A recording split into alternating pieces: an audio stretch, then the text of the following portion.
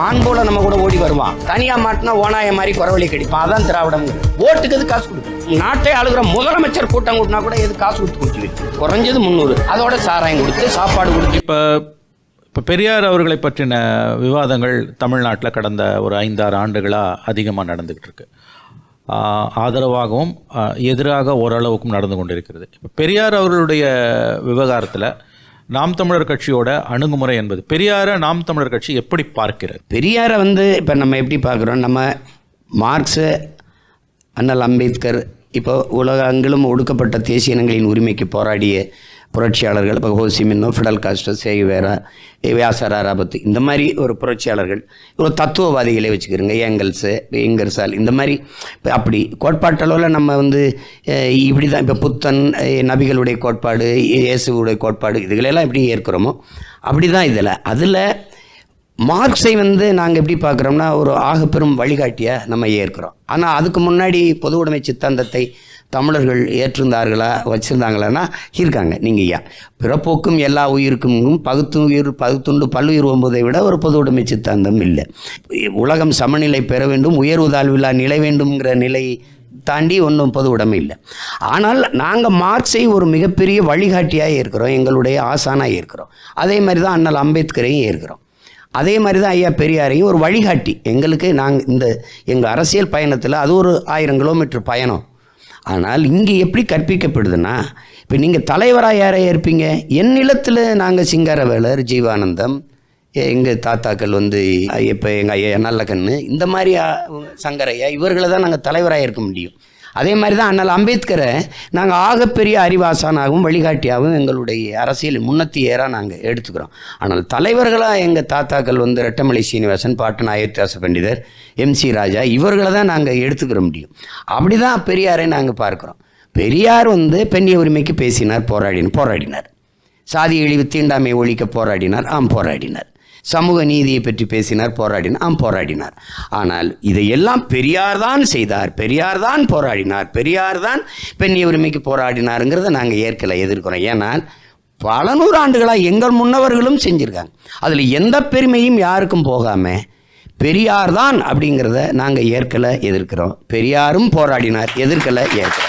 இதனால் பெரியார் எங்களுக்கான பெருமை மிகுந்த ஒரு வழிகாட்டி. சில கோட்பாடுகளில் பெரிய முரண் எங்களுக்கு இருக்குது. மொழியில், இனத்தில், இதிலெல்லாம் மொழிங்கிறது ஒன்றுமே கிடையாதுன்னு ஏசுறாரு. மொழின்றது தமிழ் சனியன், தமிழ் பைத்தியங்கள், தமிழ் கருங்காலிகள், தமிழில் என்ன இருக்குது? தமிழ் சனியனில் தமிழ் ஒரு காட்டுமிராண்டி மொழி. இதில் நாங்கள் முற்றிலும் முரண்படுறோம். உங்களுக்கு நான் அறிந்தவரை அரசியல் ஒரு மொழி தான் ஒரு இனத்திற்கு, ஒரு மானுட கூட்டத்திற்கு அது கலை, இலக்கியம், பண்பாடு, வழிபாடு, வாழ்வியல், நெறி, அரசியல் எல்லாவற்றையும் அதுதான் கொடுக்குது. ஒரு மொழி இல்லாத எதுவுமே இல்லை. இப்போ மொழிங்கிறது ஒன்றுமே கிடையாதுங்கிறத எந்த மொழியில் சொல்கிறீங்க?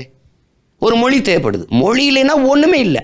அப்போ ஒவ்வொரு தேசியனத்தின் முகவரி, அடையாளம், உயிர் எல்லாமே மொழியாக இருக்குது. அந்த மொழி ஒன்றுமே இல்லைன்னு ஒருத்தர் என் நிலத்தில் இருந்துக்கிட்டு என் தாய்மொழியை உலகத்துக்கே தெரியும், எல்லா பேரறிஞனும் ஒத்துக்கிறான், ஆதி மொழி தமிழ் இருந்து தான் பல்வேறு மொழிகள் கிளைத்து துளிர்த்து வளர்ந்ததுன்னு. குறிப்பாக தென் மாநில மொழிகள் எல்லாமே கன்னடமும், கலிதெலுங்கும், கவின் மலையாளமும், துளுவும் உதிரத்தில் உதித்ததுவேன்னு பாக்கல் இருக்கு. எல்லாமே இருந்தும் இந்த மொழியில் நீங்கள் ஒன்றுமே இல்லை. திருக்குறள், ஆகப்பெரிய அறிஞர்லாம் வாழ்வியல் நெறி, இப்படி ஒரு நெறியை நான் எந்த மொழியிலையும் படித்தது இல்லைங்கிறாங்க. அண்ணல் காந்திலேருந்து, லியோ டால்ஸ்டாயிலேருந்து, ஆல்பர்ட் சுவிசர்லேருந்து எல்லா பெரு அறிஞனும் சொல்லும்போது நீங்கள் அது ஒரு மலம்ட்டீங்க. இதெல்லாம் தமிழனுக்கு பெரிய பெருமைக்குரிய இலக்கியம், சிலப்பதிகாரமோ அல்லது கம்பராமாயணமோ அல்லது திருவாசகமோ, அது ஏதோ தேவாரமோ, எல்லாம் பெரிய புராணமோ, அதெல்லாம் சனி, அதெல்லாம் குப்பை, அதெல்லாம் ஒன்றுமே இல்லைன்னு சொல்லும்போது இது எப்படி இருக்கும்? இதை பிற மொழி இலக்கியங்களையோ அல்லது பிற மொழியோ இந்த நிலத்தில் யாராவது இப்படி அது ஒரு சனி, அதில் என்ன இருக்குதுன்னா பண்ணிக்கிறலாம்ங்கிறானே பண்ணி, அதில் என்ன இருக்குது? 40 வருஷமாக சொல்கிறேன், இந்த தமிழ் ஒரு காட்டுமிராண்டி மொழின்னு. ஆங்கிலத்தில் வேலைக்காரி கூட ஆங்கிலத்தில் பேசு அப்படின்னா அது ஒரு நுட்பமாக இனமாற்றுவது இல்லையா? நான் இந்த ஆங்கிலத்துக்கே 500க்கும் மேற்பட்ட கலைச்சொற்களை நான் பிச்சை போட்டிருக்கேன். என் மொழியிலிருந்து என்னுடைய கொல்ல அவன் கில்லுன்னு எடுத்துக்க. என்னுடைய உடன் எஸ் போட்டு சடன், என்னுடைய பேச்சு எஸ் போட்டு ஸ்பீச், என்னுடைய பஞ்சு அவன் எஸ் போட்டு ஸ்பாஞ்சு, என்னுடைய கட்டுமரம் அவனுடைய கட்டுமரான், என்னுடைய நாவாய் அவனுடைய நேவி, என்னுடைய காசு அவனுடைய கேஸு, என்னுடைய கலாச்சாரம் அவனுடைய கல்ச்சர். பல சொற்களை நான் கொடுத்துருக்கேன். அவன் மொழி எனக்கு என்னை விட உயர்ந்தது, அதை நீங்கள் படி அப்படின்னா. இயேசு பிறந்து 500 ஆண்டுக்கு பிறகு தான் ஆங்கிலம் வருது. இயேசு பிறக்கிறதுக்கு 500 ஆண்டுக்கு முன்னாடி என்னுடைய தொன்மை இலக்கண நூல் இருக்குது. அதில் தொல்காப்பியம் சொல்கிறான் 300 இடத்துக்கு மேலே என்பனார் புலவருங்கிறான். அவருக்கு முன்னாடி இந்த புலவர்கள்லாம் சொல்லியிருக்காருன்னு எடுத்துக்காட்டுறாரு. அவ்வளவு மூத்த மொழி நீங்கள் ஒன்றுமே இல்லை அப்படிங்கும்போது அந்த இடத்துல அது எல்லாமே ரொம்ப தொலைதூரத்துக்கு போயிடுது. அதுக்கப்புறம் அது பேசி ஒன்றும் இல்லை. இல்லை, இப்போ பெரியார் குறித்த பார்வையில் இப்போ நீங்கள் உங்களுடைய நிலைப்பாட்டை தெளிவாக சொன்னீங்க நீங்கள். ஆனால் இங்கே தமிழகத்தில் கட்டமைக்கப்படுகிற ஒரு அரசியல் என்பது பெரியாரை பரவலாக ஏற்றுக்கொண்டு விட்டு ஆனால் சில விமர்சனங்களை முன்வைத்தாலே அவர்களை எதிரியாக பார்ப்பதும், எல்லா பிரச்சனைகளுக்குமான தீர்வாக சர்வரோக நிவாரணியாக பெரியாரை பார்ப்பதுமான இந்த அரசியல் எதற்காக கட்டமைக்கப்படுதுன்னு அது தமிழருடைய எழுச்சி, அவருடைய அரசியல் வரக்கூடாதுங்கிறது தான். வேற எதுக்கு பயன்படுது? பெரியாருங்கிறது பிறமொழி தாம். திராவிடம்ங்கிறதே தமிழர் அல்லாதவர் வசதியாக வாழ்வதற்கும் ஆள்வதற்குமாக கொண்டு வரப்பட்ட ஒன்று. இதில் மறுப்பது யார்? என்னோட தர்க்கம் பண்ணி வெளில வருவது யார்? எல்லாரும் தேசியனமாக இருக்கும்போது நான் மட்டும் என் மரபினமாக இருக்கணும், நான் மட்டும் என் மரபினம். அப்படி இருந்தாலும் நீங்கள்லாம் தான் தமிழின மரபினர், தமிழிய மரபினர் நீங்கள்லாம். நான் ஏன் திராவிட மரபினராக இருக்கணும்? 50,000 ஆண்டுகளுக்கு மூத்த ஒருத்தனை நீங்கள் எல்லாருக்கும் தெரியுது. நான் தான் இந்த தெற்காசிய முழுமைக்கும் பரவி வாழ்ந்தவர்களுக்கு தமிழர்கள்ங்கிறது ஹார்வர்ட் பல்கலைக்கழக பேராசிரியர் ரிச்சர்டு ஜோசப்பும் டோனி ஜோசப்பும் ரிச்சர்டு மார்ட்டினும் சொல்கிறாங்க. இங்கேயே அறிவாசான அண்ணல் அம்பேத்கரை இந்த துணைக்கண்ட முழுமைக்கும் பரவி வாழ்ந்தவர்கள் தமிழர்கள் தான் சொல்கிறாங்க. அப்படிப்பட்ட ஒரு இனத்தை நீங்கள் திராவிட இனம் எப்போ வருது? உங்களை தற்காத்துக்கிறது. என்னுடைய கட்டிடக்கலையை திராவிட கட்டிடக்கலைங்கிறீங்க பெருவுடையார் கோயிலில். நீங்கள் என்னுடைய நாகரிகத்தை கீழடியை திராவிட நாகரிகம்ங்கிறீங்க. மற்றவங்க என்ன சொல்கிறாங்க? இது இந்திய நாகரிகம், இந்திய பண்பாடு. ஏன் உனக்கு 2200 ஆண்டுக்கு முன்னாடி ஏது திராவிடம்ங்கிற சொல்லு, ஏது இந்தியம்ங்கிற சொல்லு, ஏது இந்த நாடு, ஏது இந்த நிலப்பரப்பு? 2500 ஆண்டுக்கு முன்னாடி தமிழனுடைய தொன்ம நாகரிகம்னு சொல்ல ஏன் உனக்கு தயங்குற? எதுக்கு? உனக்கு என்ன பிரச்சனை? எதுக்கு திட்டமிட்டு என்னுடைய வரலாற்றை, என்னுடைய அடையாளத்தை நீ மறைக்கிற? எதுக்கு மறைக்கிற? தமிழர் திருநாளை கூட திராவிட திருநாள்னு ஏன் போடுற? எதுக்கு அந்த திராவிடம்? யாருக்காக அந்த திராவிடம் நிற்கிது? அப்போ இப்போ பெரியார் யாருடைய கேடயம்? யாருடைய கேடயம்னு சொல்லுங்கள். என் தாய்மொழி. இப்போ பாருங்கள், வென்று வருவான் திராவிட காளைன்னு பாடின எங்கள் தாத்தா புரட்சி பாவனம் ஒரு நாள் வெறியாகி இந்த மாதிரி தமிழ் சனியன் என்ன சொல்கிறாரு? தாயை பழித்தவனை யார் தடுத்தாலும் விடாதே, தமிழை பழித்தவனை தாயை தடுத்தாலும் விடாதேங்கிறாரு. யாருக்காக சொல்கிறாரு? இவருக்காகத்தான். வென்று வருவார் திராவிட காளைன்னு சொன்னவர் பாடிக்கிட்டே வந்தவர் திடீர்னு நறுக்குவம் பகையின் வேர் சிறுத்தை பெருங்கூட்டம் நாம் தமிழர் என்று முரசாரை வாங்கிட்டார் கடைசியா. இப்போ நாங்கள்லாம் அங்கேருந்து வந்ததுனால தாத்தா தேவனே எப்பாவனர் திராவிடம் கடைசியாக திராவிடம் தீதுன்னு எழுதி வச்சுட்டு போயிட்டார். எல்லாருமே பார்க்கும்போது ஆழ்ந்து பார்க்கும்போது இது பேராபத்தாக இருக்குது. அதை தான் எங்கள் அப்பா மணியரசன் என்ன சொல்கிறார், அவன் மான் போல் நம்ம கூட ஓடி வருவான், தனியாக மாட்டினா ஓனாய மாதிரி குறவழி கடிப்பான், அதான் திராவிடம்ங்கிறார். நீ என்னோடவே தமிழ்னு பேசிக்கிற, என்னோடவே நிலம் வளம் உரிமைன்னு பேசிக்கிற, ஆனால் எல்லாத்தையும் அழிக்கிற, திட்டமிட்டு அழிக்கிற. இப்போ நீங்கள் சென்னை கடற்கரையில் நம்ம சென்னைன்னு எழுதியிருக்கு, நம்ம எதில் எழுதியிருக்கு? தமிழ் எழுதியிருக்கு. சென்னை எதில் எழுதியிருக்கு? இங்கிலீஷில் எழுதியிருக்கு. இது அரசு எப்படி செஞ்சால் எப்படி தமிழ் வளர்க்கும்? அப்போ இது பெரியாருங்கிறது உங்களுக்கு பாதுகாப்பாக இருக்குது. பெரியாரால் என்ன? பெரியார் ஒரு பெரிய கோட்பாடு, பெரியாரை சொல்லி பெரியாருடைய தத்துவம் நிலைக்கணும், பெரியாருடைய கோட்பாட்டை காப்பாற்றணும்னு சொல்லி ஒரு திராவிட தலைவர்கள் வாக்கு சேகரிக்க தயாரில்லை. நீ பெரிய கோட்பாட்டு வீரன் தானே. நீ 60 ஆண்டுகளாக நிலத்தில் ஆட்சி செய்தால் அப்படி தக்க வச்சுட்டில, நல்லாட்சி கொடுத்து. உன் தத்துவம் ஆக பெருசு தானே. ஓட்டுக்கு எது காசு கொடுக்குற? நாட்டை ஆளுகிற முதலமைச்சர் கூட்டம் கூட்டினா கூட எது காசு கொடுத்து கூட்டி வரீங்க? 200 ரூபா குறைஞ்சது 300, ரொம்ப அதிகம்னா 500. அதோட சாராயம் கொடுத்து, சாப்பாடு கொடுத்து, வண்டி வாடகை கொடுத்து கூட்டிகிட்டு வர வேண்டிய தேவையே வருது. ஒரு தத்துவம் செத்து போச்சுல்ல. எங்கே இருக்குது பெரியாருங்கிறீங்க? இந்து மத எதிரிங்க. 90 விழுக்காடு என் கட்சியில் இந்துக்கள் தானே நீங்கள் கூவி கெஞ்சும் போதே தோத்துருது. நீங்கள் எதையுமே பேசாத அம்மையார் ஜெயலலிதா காலத்தில் RSS பேரணி நடக்கலையே. நீங்கள் சமூக நீதி சொன்னீங்க, இது எல்லாருக்கும் சொன்னீங்க. தாழ்த்தப்பட்ட ஒருவரை பொது தொகுதியில் திராவிட முன்னேற்ற கழகம் நிறுத்தினது இருக்கா? ஆனால் தாழ்த்தப்பட்ட ஒருவரை நீங்கள் அண்ணா ராசாவை பெரம்பலூரில் தோக்குறாரு, நிற்கிறாரு. அவர் அங்கே பொது தொகுதியாக மாறுது.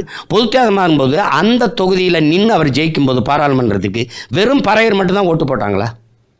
மற்ற சமூகமும் போட்டுச்சுல்ல. இப்போ பொது தொகுதியாக மாறி அவர் நின்னாலும் போடுவாங்கல்ல. ஏன் நீலகிரிக்கு தூக்கிட்டு போனீங்க? நீங்கள் அவனை தமிழனா பார்க்கல, தாழ்த்தப்பட்டவராக பார்த்துட்டீங்க. ஆனால் இந்த அம்மா அதே பக்கத்தில் இருக்க திருச்சியில் கொண்டு போய் தலித்து எழில் மலையை நிறுத்தி வென்றாங்களா இல்லையா? இப்போ யார் சமூக நீதி, யார் மாறுதலை பெரியாரிய சித்தாந்தத்தை நிறுத்தினது? ஒரு இடத்துல சொல்லுங்கள், ஒரு இடத்துல ஒரு மாறுதலை நீங்கள் செஞ்சீங்களா? அப்புறம் நீங்கள் ஏதாவது சபாநாயகர், நீங்கள் ஒடுக்கப்பட்ட இன்றைக்கி இருக்கிற கீழ்த்தளத்தில் அருந்ததியரில் இருக்கிற தனபாலை தூக்கிட்டு வந்து நீங்கள் அவன் வீட்டில் உணவு சமைக்கும்போது நீங்கள் சாப்பிடாமல் போயிட்டீங்க. மாவட்ட செயலாளர் இருக்கும்போது சாப்பிடாமல் போயிட்டாங்க. என்ன நடந்தது? ஏன் தனபால் எல்லாருக்கும் சாப்பாடு போடல? ஏன்னா அழுகுறீங்க. ஏன் தனபால் அழுகுறீங்க? இல்லைம்மா நான் போன தடவை சமைச்சு வச்சேம்மா, நான் தாழ்த்தப்பட்டவங்கனால என் வீட்டில் சாப்பிடலாமா, சாப்பாடெல்லாம் வீணாக போச்சுமா, இந்த வாட்டியும் நான் சமைச்சு வச்சேன்னா சாப்பிடாமல் போயிடுவாங்கம்மா, அதனால நான் செய்யலாமா, மன்னிச்சுக்கிறேங்கம்மா. நான் அப்படியா தனபால், இருங்க நான் பார்க்குறேன் அப்படின்னு மறுபடியும் உணவுத்துறைக்கு அமைச்சராக போடுறாங்க. அவரை மறுபடியும் இந்த சட்டசபையில் வச்சு நீங்கள் இழிவுபடுத்துறீங்க, அவமானப்படுத்துறீங்கன்னு வெறியில் இருங்க. நான் உட்பட நீங்கள் வரும்போது நான் எந்திரிக்கிற மாதிரி ஒரு பொறுப்பில் வைக்கிறேன்னு 2 முறை சபாநாயகர் ஆக்குனாங்க. நீங்கள் அப்படி எதாவது பண்ணீங்களா? எதுக்கு நீங்கள் சமூக நீதி பேசுகிறீங்க? எதுக்கு பேசுகிறீங்கன்னு சொல்லுங்கள். சமூக நீதி தாழ்த்தப்பட்ட மக்களுக்கு பறைய இருக்கோ அல்லது அருந்ததி இருக்கோ அல்லது தேவேந்தர் இருக்கோ ஆதி திராவிட நலத்துறை தவிர கொடுத்தது நீ. இப்போ தான் இந்த தமிழ் செல்வி ஏதோ கனிமொழி ஏதோ ஒரு பொண்ணுக்கு இந்த இதில் வந்து மேம்பாடு கொடுத்துருக்கீங்க. இத்தனை காலத்தில் இப்போ தான் கோவிச்செலியன் அந்த அவருக்கு உயர்கல்வித்துறை கொடுத்துருக்கீங்க. அது என்னை மாதிரி திருப்பி நாங்கள் கேட்டதுனா இல்லை, அதனால நீங்கள் கொடுக்குறீங்க. நீங்கள் கொடுத்த உள்ஒதுக்கீடில் நீங்கள் அருந்ததிற்கு இடஒதுக்கீடை யார் மறுப்பா, யார் எதிர்ப்பா சொல்லுங்கள்? உலகத்தில் அவ்வளவு மோசமானவர்களா தமிழர்கள்? சக இனத்திற்கு எந்த உரிமையும் இருக்கக்கூடாதுன்னு நினைக்கிறவங்களா? நீங்கள் கொடுத்த முறை தப்பு. 18 ஆண்டுகள் நீங்கள் இந்திய அமைச்சரவையில் இருந்திருக்கீங்க. ஐயா வாஜ்பாய், ஐயா மன்மோகன் சிங், ஐ.கே. குஜரால், வி.பி. சிங்கு, இந்த தேவேகவுடா, இந்த நரசிம்மரா, இவங்க எல்லார் காலங்களையும் நீங்கள் இருந்திருக்கீங்கல்ல. அப்போ இவனுக்கு ரொம்ப கீழே கிடக்கிறான், இவனுக்கு இடஒதுக்கீடு வேணும்னு இந்த பொதுப்பட்டியல் பொருளாதார அடிப்படையில் 10 எப்படி கொடுத்தீங்க? அப்படி கொடுங்க, இவனுக்கு 3ல் 6 கொடுங்க. நாங்கள் கேட்டால் நீங்கள் கேளுங்க. நானே நெலிஞ்ச தட்டில் 4 பருக்கை போட்டு எடுத்து டப்புன்னு 3 எடுத்து கொடுத்து விட்டீங்க. கொடுத்தது தப்பு இல்லை. இஸ்லாமியருக்கு 3.5 கொடுத்தீங்க, விடுங்க, அதோட போக விடுங்க. 3 கொடுத்தீங்க, அதோட விடுங்க. அப்படி இல்லையே. மீதி இருக்கிற 15ல் ஃபஸ்ட்டு ப்ரிஃபரன்ஸ்னு ஒரு வார்த்தை நீங்கள் சேர்க்குறீங்க, முன்னுரிமைன்னு. அவன் இதுலேயும் பொதுத்திறனில் போட்டியிடலாம்.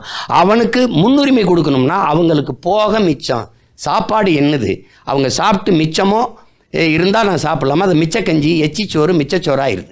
அப்போது 5 இடம் ஒரு பல்கலைக்கழகத்தில் வந்தால் 4 அருந்ததியருக்கு போய் ஒரே ஒரு இடம் எனக்கு பறையருக்கு வருது. இது எப்படி சமூக நீதியாக இருக்கும்?